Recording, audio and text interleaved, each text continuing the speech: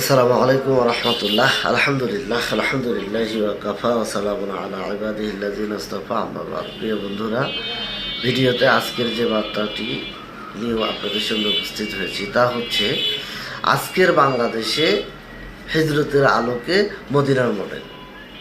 Medina কোনো গল্প কাহিনী নয়, মদিনা কোনো কল্পনার ভিত্তি নয়, মদিনা হচ্ছে একটি বাস্তব মডেল। আজকের বাংলাদেশে প্রশ্ন একটাই, আমরা কি নীতিকে ভিত্তি বানাবো নাকি সুবিধাকে? মদিনা শিখায় ন্যায় আগে, নৈতিকতা আগে, দিন আগে, তবে সংখ্যা নয়, স্লোগান নয়, বরং চরিত্র।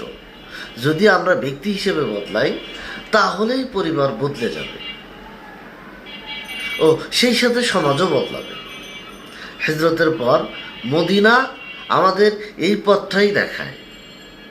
মান আল্লাহ তাআলা আমাদেরকে উপযুক্ত বিষয়ের উপর আমল করার তৌফিক দান করুন। হে আল্লাহ, আপনি কবুল করুন, আমিন।